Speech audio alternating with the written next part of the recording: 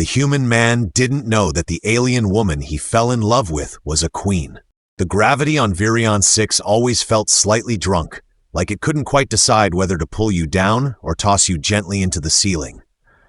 Jack Barlow didn't mind. He liked planets that didn't have their act together. They made him feel less guilty about his own shortcomings, like the fact he still owed his landlord 3 months of rent and had somehow convinced a sentient cactus to bartend Thursday nights. The Bent Nebula was the kind of place where time forgot to pass and regulators forgot to inspect. It was tucked between a noodle bar run by amphibious twins with gambling debts and a cryo spa that only defrosted celebrities. The sign out front blinked with the enthusiasm of a dying firefly, and the bar stools made a sound like wheezing cats when sat upon.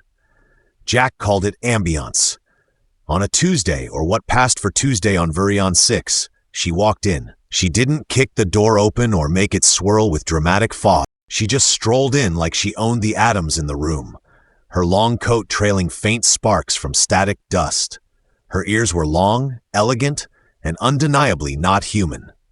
Jack clocked them right away, just after he noticed the way her silver eyes flicked over the room like they were scanning for threats, exits, and whether the drinks menu included anything that could melt a small asteroid. "You serving or just standing there looking tragic?" she asked, dropping into a seat like she'd sat in worse. Jack blinked, wiped his hands on his apron, and grinned. "Depends. You want tragic with a twist of lime or shaken over ice?" She smirked. "Surprise me." He did. He handed her a drink that steamed, glowed, and fizzed in 3 incompatible colors. "What's it called?" she asked. "The Regret Express. One-way ticket, no refunds." She drank it in one gulp, winced, and laughed. "Tastes like a plasma leak in a spice market." That's exactly what I was going for. They talked, or more accurately, Jack talked, and she verbally fenced. She gave her name, Seraya, and very little else. Said she was a traitor, but her boots said soldier, and the way she never let her back face the door screamed fugitive. Jack didn't press. He liked people with secrets. They tipped better. By the end of the night, she'd outdrunk a cybernetically enhanced slug, arm-wrestled a synth merc into submission, and stolen Jack's jacket without him noticing. He found it in her lap, being used as a pillow while she dozed across 3 chairs, one foot resting in a bowl of bar peanuts. He covered her with an emergency blanket made of thermal foil and expired coupons, and left her be. The next morning, she was gone, so were 2 bottles of vintage Martian bourbon and the emergency blaster Jack kept under the bar. He didn't mind. He was mostly impressed. A week later, she came back, tossed the blaster on the counter, reloaded and cleaned. "Nice kick," she said. "Missed you too?" Jack replied. "Want another Regret Express?" "Make it 2. They settled into a rhythm after that. She came and went, always dropping in unannounced, always leaving chaos in her wake. Once she brought in a disassembled bounty droid and asked to store it in Jack's walk-in freezer for sentimental reasons. Another time, she dragged in a broken-down scout pod and used Jack's bar as a makeshift repair bay, bribing him with smuggled Terran chocolate and the promise of maybe not dying horribly today. He didn't ask questions. She didn't offer answers. It worked. Then came the night of the noodle riot. Apparently, the amphibious twins had used counterfeit spices, which caused mild hallucinations and temporary loss of gravity in some customers. A food critic floated into the ceiling and refused to come down until someone recited romantic poetry in binary. Jack tried. He failed. The critic threw a bowl of levitating shrimp at him. Seraya stepped in, calm as a black hole. She clapped twice, barked a command in a language that turned Jack's eyebrows cold, and suddenly everyone was sitting down, behaving, and slightly terrified. The noodles apologized. The twins cried. The critic wrote a glowing review. Jack made her a drink called the Ceasefire. It smoked lavender and tasted like guilt. She downed it, sighed, and finally let her shoulders drop. "You really a traitor?" he asked. She looked at him. "You really a bartender?" "Touché." Outside, the twin moons rose, one purple and one pale green. The bar emptied, the city hummed, and Seraya leaned her head back against the counter with a sigh that sounded older than the planet. Jack dried a glass that didn't need drying. "You know, most customers just leave a tip. I left you my blaster and a noodle riot. You're welcome," he smiled. "So what's the deal with the ears? Genetic fashion statement? Heat regulation? Superior eavesdropping?" She raised one. Wouldn't you like to know? I asked, didn't I? I could tell you, but then I'd have to erase your memory and your personality, which would be a loss. You make a good drink. And a bad decision, Jack added. She raised her glass in toast. To bad decisions. To not dying from them, he replied, clinking glasses. The night stretched on. They played hollow chess. Jack lost. Twice. She laughed every time his queen got vaporized, which he suspected was intentional on her part. He told her about the time he accidentally launched his ex's couch into orbit. She told him, vaguely, about a royal banquet that ended with 4 ambassadors turning into frogs. Literal frogs. When the bar closed, she stayed, helped him clean up, which mostly meant throwing peanuts at the vacuum bots and making sarcastic remarks about his taste in music. Before she left, Jack stood at the doorway, scratching the back of his neck. You ever think about sticking around? She hesitated. You ever think about running away? Constantly. Then we're both smarter than we look. He watched her walk off into the neon-drenched mist, the silver glow of her eyes fading into the night. Her ears twitched once. He grinned. Jack didn't know who she really was. Didn't know about the warships or the throne or the crown she wore in silence. He just knew she laughed at his jokes, drank like a champion, and never looked at him like he was broken. And somewhere, deep down, in the parts of himself he usually kept buried under sarcasm and cocktails, Jack realized something that made him slightly terrified. He was starting to fall for her. Jack's toaster exploded again. Third time this week, he muttered, holding up the charred remains of what used to be breakfast. The toast now resembled a small, angry meteorite. The toaster, meanwhile, let out a final beep and launched a spiral of smoke into the air, like it was surrendering to the gods of breakfast failure. Maybe don't buy appliances from a stall labeled possibly legal goods next time, Seraya said from behind him, perched on the bar counter like it was. I'll have you know, it came with a warranty. You mean a hand-drawn picture of a thumbs up and the word probably written underneath? Exactly. She tossed him a ration bar wrapped in crinkled foil. Eat this instead. It's got enough nutrients to power a mining drone for 2 days. Jack stared at it. It also tastes like vacuum-sealed betrayal. Complaining burns calories, she said, unwrapping one for herself. Think of it as exercise. They sat in the quiet hum of the early morning bar, the walls lit with the dull orange flicker of neon signs outside. Jack chewed, regretted chewing, was halfway through regretting when Sir rolled out a small device and dropped it on the counter. It looked like a flattened cube, all sleek chrome edges and humming with a soft internal pulse. Is that a new coaster, or is it going to ask me to surrender to the Empire? Jack asked. It's a tracking disruptor. Cool, cool. Just what I like with my morning coffee. Evidence of being hunted. She glanced at him. You're not the one being hunted. Yet, he corrected. She smiled. The thing about Seraya was that Jack never knew how serious she was until the shooting started. One moment she was making fun of his shoe size, the next she was knee-deep in a skirmish with bounty hunters from the Hadron Belt, flipping tables like they owed her money. That particular fight had been 2 nights ago. The bounty hunters left in pieces. Jack's jukebox still refused to play anything but angry polka music. You should leave town for a while, she said suddenly, eyes on the cube. Jack blinked. Is this your way of telling me I'm a danger to your mission, or are you breaking up with me before we've even defined what this is? She laughed. Neither. I just think the heat's rising. Not for you, for me. Care to elaborate? I could, but then you'd owe me 3 favors and a kidney. I'm running out of kidneys. I noticed. He leaned back in his chair. You ever gonna tell me what you're actually doing out here? I told you, I'm a traitor. Right, and I'm secretly a retired prince of Neptune. She raised an eyebrow. Are you? No. But I did once get propositioned by a jellyfish that thought I was royalty. Does that count? That depends. Did you say yes? Jack hesitated. For the sake of this conversation, let's say no. The cube let out a low chime. Seraya glanced at it and tensed, barely, but Jack noticed. Visitors, 3 signatures, too clean for freelancers, not clean enough for diplomats. I give it 5 minutes before they knock. He stood, brushing crumbs off his shirt. Guess it's time for Plan B. What's Plan B? I stall them with charm and caffeine while you vanish through the laundry chute. She looked skeptical. That chute leads into an alley filled with feral vending machines. That's what makes it genius. No one wants to fight near a vending machine with abandonment issues. They moved quickly. Seraya tucked the cube into a hidden pocket and slipped behind the bar. Jack flipped the neon sign to closed for dimensional upgrades and started wiping glasses like a man with a purpose. The door opened before he could finish polishing the first cup. 3 figures walked in, 2 in dark suits, faces like they were sculpted from disapproval, and 1 in ceremonial armor with a red sash. The kind of red that meant business, or blood. "Welcome to the Bent Nebula," Jack said brightly. "We're offering a special today. Buy 1 drink, get absolutely nothing free." They didn't smile. The armored one stepped forward. "We're looking for someone.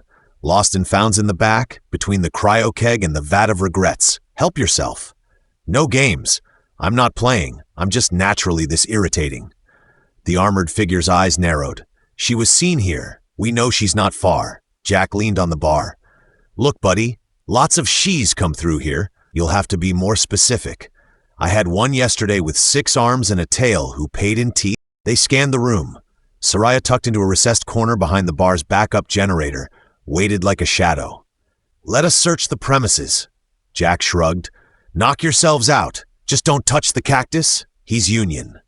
The 2 suited men split off, sweeping the bar with scanners. One poked a suspicious-looking painting of a space whale. The other almost stepped into the janitor closet, until it belched out steam and a deeply offended mop. After a few minutes, they reconvened. "She's not here." "Of course not," Jack said. "Now, if you're done playing interstellar hide-and-seek, maybe order a drink. Try the Regret Express. Really clears the sinuses." The armored one lingered, staring at him. "You're hiding something." "I'm hiding many things, my taxes for one. Also, the leftover pie from last week. That thing's sentient now." After a long moment, the trio turned and left without a word. Jack let out a breath. Seraya stepped out from the shadows. "Smytry?" She looked at him with an expression somewhere between amusement and gratitude. "You didn't have to lie. I lie professionally, also recreationally. They'll be back." "I know." She glanced around the bar. "This place isn't safe anymore." "Define safe. There's a cat in the liquor cabinet that bites anyone who opens it, and I'm pretty sure my espresso machine is planning a coup." She didn't smile this time. He stepped closer. "So what now? I disappear. Again. And what if I said I'd rather you didn't?" She hesitated. Then softly, "Then I'd say I wish things were different." "Things are never different. They're just weird in new ways." She smiled faintly. "You always joke when you're scared?" "No. Sometimes I joke when I'm falling for someone who might get me vaporized." She blinked, then reached out, brushed a hand along his jaw. "You're impossible." "You say that like it's a compliment." She leaned in close enough for him to feel her breath. "It is," and then she was gone. Out the back door, into the mist, leaving only the faint smell of ozone and danger. Jack sat down behind the bar, stared at the useless toaster, and sighed. "Still better than dating my last ex." Jack was mid-argument with the sentient espresso machine when the walls started humming. "I said medium roast, not medium threat level," he barked, dodging a jet of boiling foam. "You're 2 lattes away from an uprising, you glorified kettle." The machine blinked red, then sputtered like it had considered filing for emancipation. Jack sighed and slapped it affectionately. "Love you too, Barry." The walls hummed louder. That wasn't normal. The hum wasn't coming from his questionable wiring or the bar's illegally installed anti-grav jukebox.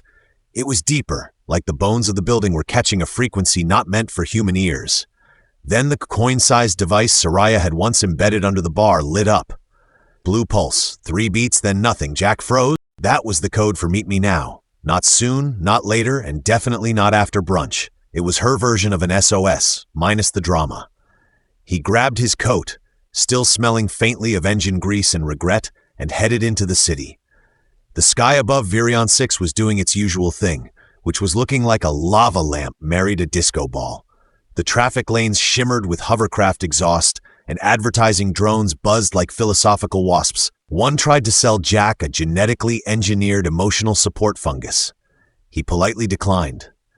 The meeting point was a defunct hover tram station on the edge of the lower sector, where the lights were dim and the air tasted like old batteries. Jack ducked under a "condemned for safety violations" sign, past 3 squatters playing cards with a raccoon in a trench coat, and entered the station. Seraya was already there. She wore a hood, a visor, and a look that said she'd punched at least one royal emissary before breakfast. Jack raised an eyebrow. Let me guess, you're blending in. I was followed. You were followed here? I lost them. Mostly? Mostly? There's a non-zero chance we'll be interrupted, so listen. Jack leaned against a broken bench. You've got my undivided, highly confused attention. She tossed him a small holographic disc. It flickered to life in his palm, projecting a rotating image of a golden crest, a star wrapped in silver vines, pulsing with faint blue light. Nice. Is it a beer label? It's the seal of the Zarelian crown, he blinked. Oh, so royalty then? Not just royalty, she said. I'm its head. I'm Queen Seraya of Zarelia, and everything's falling apart. Jack stared at her, then at the disc, then back at her. You're joking? She shook her head. You're actually a queen? Yes. Like real crown, planetary budget, diplomatic immunity kind of queen? Yes, Jack whistled. Explains the posture, and the way you boss those noodles into submission. There's a coup. Half the High Court thinks I'm dead. The other half is trying to make that true. And the third half? That's not how halves work, Jack. I'm under stress, Seraya. Math breaks when people tell me they're royalty. She pulled a data crystal from her coat and handed it to him. This has everything. Transmission logs, secret orders, the identity of the traitor.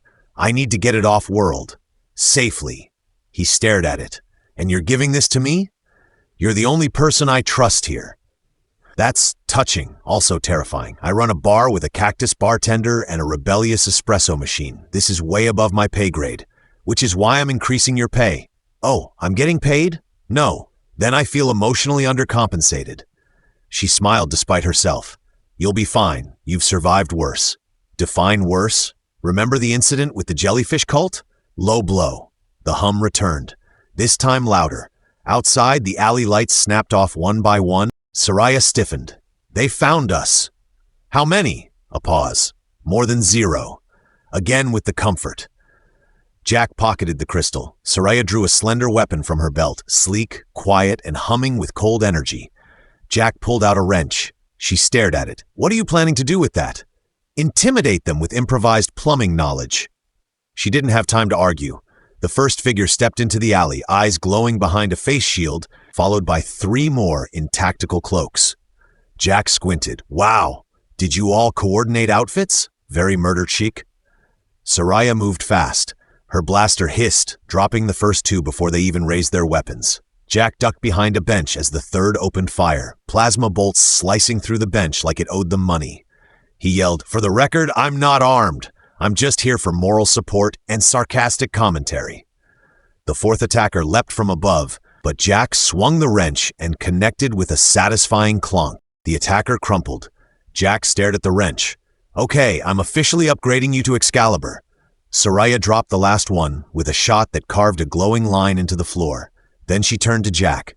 "We need to move. There'll be more." "Where?" "The starport. I have a ship ready. It's cloaked, disguised as a diplomatic garbage hauler." Classy. I like low expectations. They took a back route through the sewage tunnels, where Jack nearly got mugged by a rat the size of a microwave. Seraya handled it with a glare. The rat apologized and fled. They emerged near Dock 12, where a squat, rust-colored ship hummed behind a wall of stacked crates. It looked like it had once been majestic and now had an allergy to soap. "This is the Quiet Crown," Seraya said.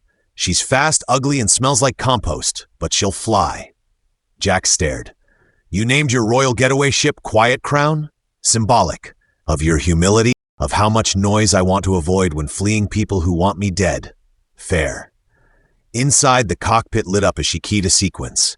The ship groaned but powered on, lights flickering to life. Jack dropped into the co-pilot's seat, still holding the data crystal. "You know this means I'm in it now, right?" "You always were." He looked at her. "You could have told me sooner." "I wanted to. I just liked not being a queen when I was with you. That's the dumbest romantic thing I've ever heard." "I know." He flicked switches he didn't understand. "What's the plan?" "We run. We find my allies. We expose the traitor. We take back my throne. And then?" She looked at him. "Then I figure out how to be a queen who can love a human." Jack grinned. "Spoiler alert, I'm very lovable and mildly radioactive." The ship rose, creaked, and slipped into the night sky like a whisper. Behind them, Virion 6 blinked its neon farewell. Shall. Jack leaned back. Well, Your Majesty, welcome to Plan C. Seraya arched a brow. What happened to Plan B? Plan B involved hiding in the laundry chute again, but I'm all out of vending machine bribes. You're flying sideways, Jack said, gripping the console like it might spontaneously explain aerodynamics to him. I'm avoiding a debris field, Seraya replied. That's a planet's worth of broken vending machines. Correction, a former planet's worth. Jack winced as a rusted snack dispenser bounced off the hull with a metallic clunk. So we agree, vending machines are cursed. Seraya rolled the ship left and a coffee bot on the external camera flipped them off before spiraling into space. Jack gave it a solemn salute. He died as he lived, caffeinated and vengeful. We're almost clear, Seraya muttered, fingers dancing over the control panel. Another 2 minutes and we jump to warp. I'm just saying, when people dream of galactic escape, they imagine sleek cruisers, twin sunrises, and not crashing through the remnants of a snack war. This is why you're not allowed to write the mission logs. The ship lurched as something pinged off the port side. Jack checked the sensors. We've got a tail. Seraya didn't look up. How many? 1, 2. Carry the fear. 4 ships. Light class. Fast. Probably someone's idea of subtle. Colors. Jack zoomed in. Black, red trim, and a symbol that looks like a very angry squid wearing a monocle. House Dravari. Charming. They want me dead, or dethroned, or both, possibly in alphabetical order. Jack squinted. Didn't you say they were allied with your family once? They were. Then someone in their line decided democracy was a disease and personal space a myth. Cool, cool, cool. I'm sure this'll end with hugs. Seraya flipped a series of switches. I need 30 more seconds. 30 seconds is how long it takes me to prepare emotionally for a dentist appointment, not a star chase. Just distract them. How? Send them your Spotify playlist. Do something, Jack. He opened the comms and spoke in a polished, over-the-top accent. Attention, mysterious stalker ships. This is Captain Fluffbottom of the Diplomatic Compost. May I interest you in a survey about interstellar etiquette? There was a pause. Then the lead ship fired a warning shot across their nose. Jack grinned. Well, at least they're listening. Seraya hissed. Shields up, evasive pattern Delta 3 and Jack? Yes, my queen? Never speak like that again. They dove into a dense asteroid cluster, the ship groaning in protest as Seraya skimmed between rocks like a musician sliding fingers over piano keys. Jack tried to keep his breakfast where it belonged. Behind them, the Dravari ship split formation. 2 followed tight behind, the others looping around to cut them off. Jack checked weapons. Laser arrays warm. Torpedo tubes are clogged with emergency meat packets? Don't ask. I'm not sure I want to live in a universe where that's a contingency. Seraya fired a burst. The first pursuer swerved too late and clipped an asteroid, spinning off in a slow, doomed pirouette. The second fired blindly, plasma bolts flaring uselessly against drifting rock. 10 seconds, she said. Jack pressed a button at random. A siren blared and a robotic voice shouted, "Emergency burrito dispenser deployed." From the side hatch, a small container launched into space. The third Dravari ship, startled by the unprovoked culinary assault, swerved and collided with the fourth. Both vanished in a burst of debris and disapproval. "Remind me to give that burrito a medal," Jack said. Seraya slammed a hand on the warp drive. The stars stretched, space bent, and the quiet crown snapped into faster than light. Silence followed. Jack slumped back, blinking. "I miss gravity being normal." "It was never normal," Seraya replied. "Just consistent. I miss consistency. I miss hot water that doesn't smell like ionized fish." They let that hang between them a moment. Then Jack looked. "Where are we going anyway?" "Neutral space. There's an outpost called Refract Station. My old science advisor works there. Name's Varnick. If anyone can decrypt that data crystal and confirm what I saw, it's him." Varnick sounds trustworthy. He once rewired an entire planetary defense grid using only spoons. So no then, he's eccentric. Not evil. Those are usually the same people until it's too late. They dropped from warp into a vast nebula, shimmering with blue and violet light. Refract Station floated in the middle of it like a glass knife, long, narrow, with strange prongs that shifted with no visible logic. It shimmered as if half of it existed in another dimension, trying very hard to be polite. Jack squinted. "That thing looks like a spider made love to a circuit board. It's secure, barely detectable, Only lunatics dock here. Ah, so we'll fit right in. The docking bay opened without fanfare. No automated greeting, just a hollow voice through static. Please wipe your shoes. The floor is sentient. Jack hesitated. Is that a metaphor? Seraya kicked a floor tile. It grumbled and shifted away. Jack muttered, I'm too sober for this. They were met by a robot with 3 heads and exactly 0 interest in them. It pointed down a hallway and went back to arguing with itself about socks. Seraya led the way, moving with the poise of someone who could order a galactic invasion and then complain about the room service. Varnick's lab was on level 5, room 12, behind a door labeled Warning, Contains Ideas. It opened after Seraya pressed her thumb to a scanner and whispered something in a language that sounded like binary trying to flirt. Inside was chaos, glowing jars, floating diagrams, a small orb drifting near the ceiling that shouted, "Hello!" every 12 seconds. A man in a grease-stained coat turned toward them, eyes wild, hair doing several experiments of its own. "Seraya, you still have a head! Excellent!" "Varnick," she said, "I need help. Emotionally, ethically, or technologically." She handed him the crystal. "Politically," he gasped. "Delicious, come in, sit, don't touch that." Jack touched it. Too late. Varnick plugged the crystal into a floating console that looked suspiciously like a repurposed fruit blender. Holograms sprang to life, intercepted messages, classified schematics, and a data stream filled with words like exterminate, seize, and pastry protocol. Jack tilted his head. Wait, was that last one real? Shh, Seraya said. Varnick's smile slowly faded. Oh dear. Jack hated when people said, oh dear. It was the universal sign for you're all doomed, but I'm pretending to process it calmly. What is it? Seraya asked. This confirms it. House Travari's preparing to move.